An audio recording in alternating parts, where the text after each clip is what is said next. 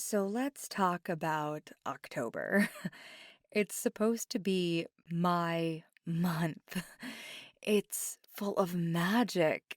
I mean, it's a time for witches like me and witchcraft and believing in magic.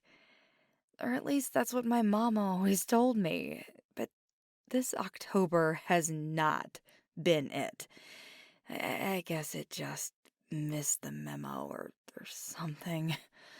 If Murphy's Law had a holiday, it would have been this entire month. Every time I think I've caught a break and that things will slow down and return to some semblance of a regular schedule, something else I don't expect blows up and I have to deal with it.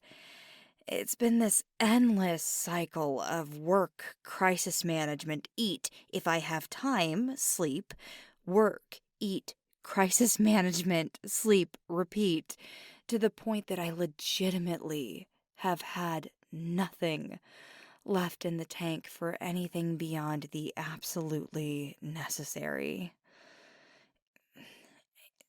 Don't get me wrong. October hasn't been all bad, though. It's just, I've been so busy meeting myself, coming and going, that I haven't even had time to enjoy the things that have gone right. Like like the weather starting to turn. That's always one of my favorite ways the season sort of heralds its arrival. Oh, the wind starts getting a little brisk, and mornings before the sun's even up smell different from the afternoons because those are still blazing. I mean, they're practically summer. But nighttime and early morning? Oh, that's fall. That's hoodie weather, what my mom called soup weather. It's the feel of a fire that's just on the verge of being necessary for warmth rather than just for roasting marshmallows. God, I love it. Oh, oh, I'm just realizing that I haven't told you who I am. I guess I got carried away. I'm Neve, and I know why you're here. Don't panic. That isn't an ominous thing, and it shouldn't feel like one. Though, without context, I wouldn't blame you if it did. So, I guess I really should explain.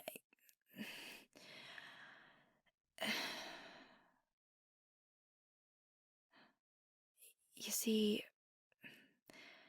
every writer puts bits and pieces of themselves into their stories, and so do actors with the parts they play. Sometimes those bits and pieces are big, and sometimes they're so small that calling them minute seems like an exaggeration.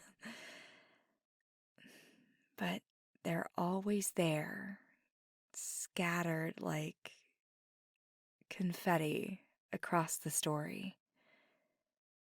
Fragments of who the teller of the tale is. I'm what happens if you gather all of that confetti into a singular pile. So,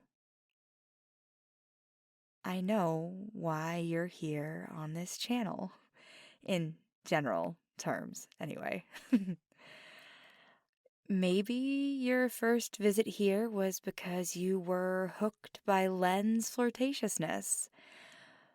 Or maybe Hope's gentle care and concern is what drew you in.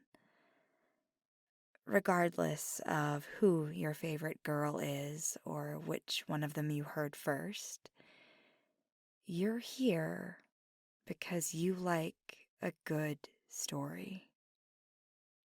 And I definitely don't blame you for that. I mean, I do too. Stories are fun.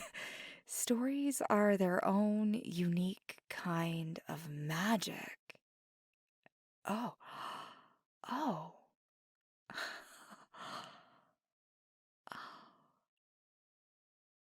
You know, I said at the first of this that October was supposed to be my month, that this was the month where people maybe believed in magic a little.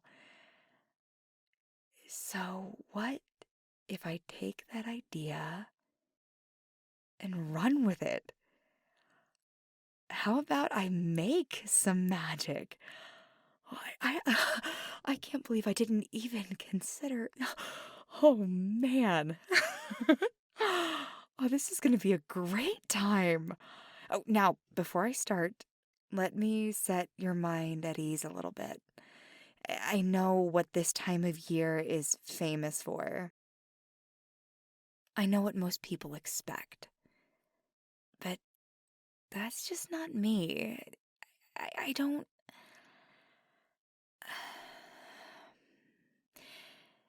You know how funhouse mirrors warp and distort an image, but it isn't terrifying. It's fun. It's funny. It's a good time. I understand the attraction of haunted houses and fear. It's the adrenaline surge, right? It's the thrill of surviving what should be the unsurvivable. But all of that's never been my thing.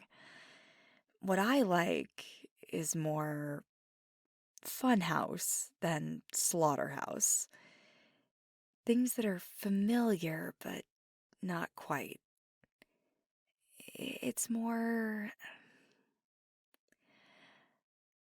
It's more through a kaleidoscope than through a mirror, darkly or otherwise.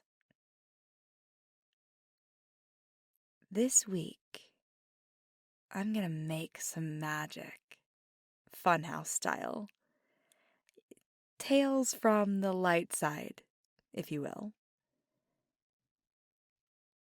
Some might say I'm a witch, but those don't exist, right? Let's see what you think about that by the end of the week.